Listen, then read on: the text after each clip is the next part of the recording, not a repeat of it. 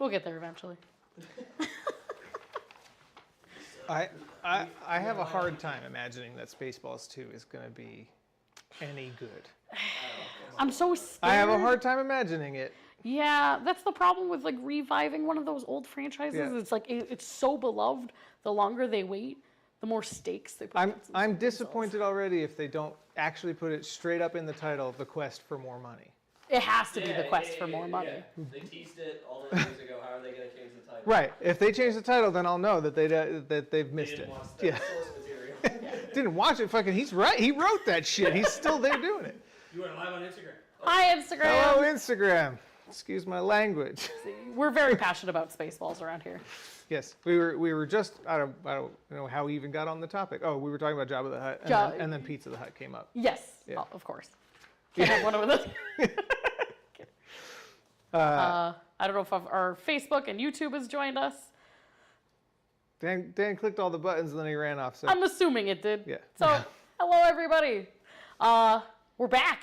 It's 2026. it is. This is our first live stream of 2026. This is our first live stream of 2026. It feels like forever because it has been Yeah. since the last time we've done one of these, but we're back. It also feels like forever since 2026 started. I'm in this like weird state of like, I'm excited for this year, and like so much so that like the first 2 weeks have been like, man, we haven't even done anything yet. Like, but it's only been 2 weeks. It's only been but that's how it feels. I mean, last week, yes. What week we- are we in? Yeah, last week we posted a 2026 timeline, like sneak peek preview. We're not gonna give you away all the details, but kind of looking at a year at a glance, like big things that we have coming down the pipeline, and we have a lot. Yeah. And I think we were trying to be vague, and we succeeded at being vague on that timeline. Like, there's the depth to most of those points is greater than like I'm like so excited. Yeah. It's so great. Yeah. Oh, It's like, and I think we say that every year. I think that's kind of the whole point of us doing what we're doing. Like for Willow and I from the beginning, it's like every year we look back, we look forward, we go. It's a time to do that, but I think we're excited to be doing what this company does, full stop. Right. And it's hard to not look at a calendar and be like, yeah, that calendar year is going to be sick, like, and sort of plan it around and be like, oh yeah, there's a beginning, middle, and end. So anyway, I'm rambling now, but I think my point is I'm always excited for what we're doing, because that's why we do it. And I'm particularly excited about this year. Yes. Because we're doing a lot of really new stuff. Brand new stuff. I mean, holy cow, like without even getting into a rabbit hole on it, because we could talk about just this subject for like the whole 15 minutes. Literally everything from our new capsule collections, which we've talked about, to a convention that is 100% ours, which is just, it is still wild thinking that we're covering the amount we're just of stuff going ahead and doing it. Yeah, we're figuring it out. Yeah. So, yeah, a lot of awesome stuff. And what's making me most excited too is seeing people in the Discord mulling it over and trying to figure it out. Yeah. Don't ask David, because he usually spills too many beans. I have a hard time. If you have a problem. If you open it at all, it's just the faucet is open. Yeah. So it's on off. We tried dealing with the minimal amount of information that'll get you hyped, but things will fall through the cracks. But so we're starting this year to get sort of I think I don't want to say it this way, but maybe I will. The easy stuff out of the way. We're restocking a bunch of our Star Trek products. Bunch of stuff just came out today, and we have some more stuff. Some more stuff next week. So what happened today, so as of this afternoon, the most popular, biggest restock was the Picard, as David is wearing. The Picard sold out fairly quick last year when we restocked it, especially in the bigger sizes, like the size 57s. So that has come back. We've also pretty much everything that's not being retired, because I believe there was just one product or two that is on sale still that's being retired. We have brought all those back in the full size run, and we've introduced some size 57s for the first time in some of these cuts. For some of these products, yeah. So we've heard the feedback from you guys, especially the Star Trek folks, that you guys wanted some bigger sizes, some more extended sizes. So we try to do that where we can. We don't have a ton of those sizes available, but we want to at least get a few 57s per product. Yeah. Yeah. It's one of those, whenever we add a new size, it's like, it complicates our production, Right. all that stuff. But so we, dipped our toes in with the Picard Admiral coat last year, and that went well. So we're now sort of going a little deeper without necessarily committing to that being a standard size in all of our products. Right, exactly. Yeah, and I mean, I think a lot of thing that helps too is like feedback, and we can't promise we can do every single thing that people let us know, but the more you guys let us know, the more we can take that into consideration anytime we're trying to expand our horizons when we have the capability to, I guess. Yeah. So Picard is back in both the men and women's cut for, I think the command. Yeah, just the command. Just the command. I believe the other two colorways got retired because this is by far the one that just y'all want more than anything else.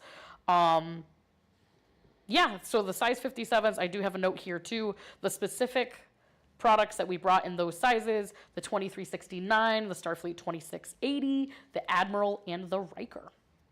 And then next week we have one more restock that is Trek and something brand new that we can't talk too much about, but I don't know if you wanted to say anything about what people should expect from a new Trek product in their 60th anniversary year. Well, whenever there's an anniversary, you kind of go back, think about the beginning, you think about where it all came from. So, and 60th is a good one to think about, to sort of relive the whole story. Yeah, That's my hint. That's my hint. Yeah.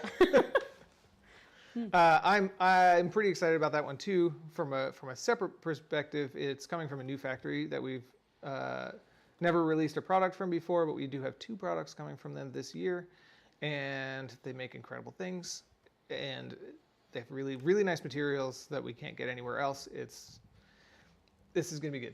Yeah. Yeah. It's nice. Yeah. I've been wearing the prototype of this like all the time. Yeah. Yeah. It's gone into my regular rotation.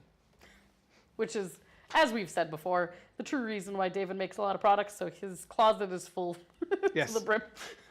Yes. I mean, if I want it, that's somehow, if I want it, we know that other people will want it. It has worked. That's the audience that we've got. Right? Yeah, it's worked for almost 13 years, so something's going right. If I really want it, then it will be, it always works better that way. Yeah, definitely. All right, I think that is the big stuff. Picard jackets specifically. I know you've talked a couple times on the live stream before, but if you had a few minutes to talk about what inspired you for Picard, that jacket's design specifically, bringing it to life. Yeah. Yeah. The sort of story, a lot of our followers, or some of our followers, will have been there since the beginning of designing this particular product. But I'll go over the whole basic story of it. It was Picard, the series, season 3. Everybody wears this nice coat. And it was just like, it was one of those, it was similar to the away jackets from Strange New Worlds. It was just like, as soon as it appeared on screen, there were demands to make it. It was required. And it's just one of those designs that just slaps right from the beginning. For me, I made mostly, it's basically a recreation of what they have on the show, with one exception, which is that I really liked Geordi LaForge in the same series has a different coat that's got a lot of similar design elements but isn't leather, and it has this like accent color collar to bring a little bit more collar. The actual Picard leather jackets have no collar, and I struggle to imagine wearing a jacket that doesn't have a collar.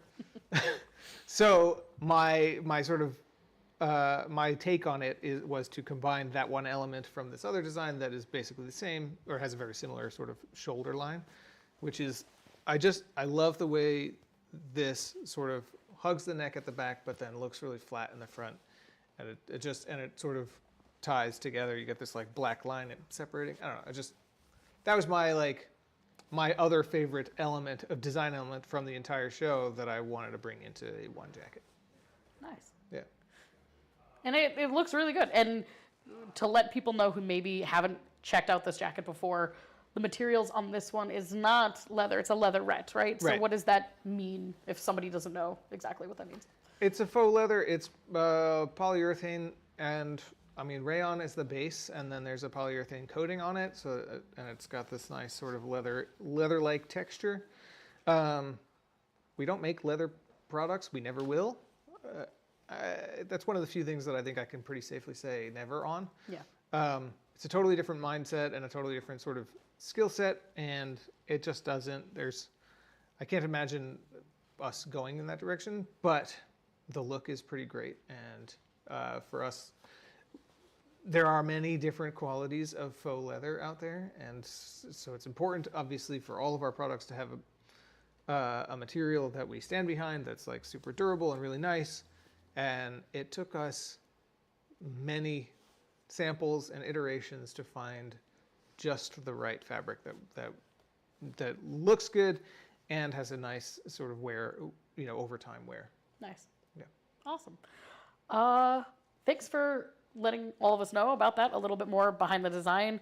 I think the only other feature that I know of in this jacket that we didn't talk about, in case, again, you're new here, or you're new to the Star Trek products, the badge pocket. Mm-hmm. I don't know if you want to talk about, show it off, and then also talk about like why do we have badge pockets? So all of our Trek jackets have an additional, there's an inside pocket here, but there's an additional inside pocket up here, so that if you have a magnetic, I've got one here. I'm gonna run off the screen for a second. Oh no, the illusion. That we're in a space that we cannot leave. Yeah. Is that the illusion that we're going for? Good baby. This Who is obviously a Terran Empire Mirror Universe badge, but it has a magnetic back so that you're not pinning through jackets. That's especially important with a faux leather jacket because the hole will not go away. Right. But that means you can put the magnetic back into the pocket and put the badge right on. It'll hold really nicely, and then you can just take it off and put it on as easy. It's just like, then you can just toss it in your pocket or whatever if you're in a crowd, and then when you have and you might get it knocked off or something like that, or you just don't want to be having your badge on, and then whenever you're like in a position where you want to have your badge on, where did I put that thing? Showing off here. I missed it. Where is it? It's in there. There it is. User error more than Found anything. it. I'm used to standing. It's a different, Yeah, it's in a different that's spot. fair. Yeah. I mean, but the good thing to note about that too, to wrap it up, because there is a pocket, the inside piece won't just fall and be it wasn't awkwardly down somewhere in your here. jacket. Yeah, it's contained. It wasn't on the floor. Exactly. Yeah. Nice. Awesome. Well, we're kind of in the last minute, I would say. The only other things that are coming down the pipeline, to reiterate, we have a brand new Trek product coming next week. That's all we're going to say, so stay tuned for that. Mm-hmm. More Trek stuff next week to kind of kick off and celebrate the 60th year. And in a few weeks away, we have a Kickstarter coming up, which we already announced back in December. More details very soon. Yes. So if you have interest in Everlight, and that's all I will say, then go check out the Kickstarter. Keep an eye on the socials, and yeah, thanks for hanging out. Sign up for the list, or for the to be notified by Kickstarter when the campaign goes live. I will say one last thing, which is that the Trek product that we are launching next week does not compete with any of our other Trek products. Ooh. Something to consider. Something to consider, and I won't say more because I will spoil it. Yeah. So, All right. Thanks all for joining us. thanks all for joining us. Unless there are any comments, questions, then we will see you guys live in a couple weeks, and join us in Discord if you want to keep the conversation going. And stay badass. Stay badass.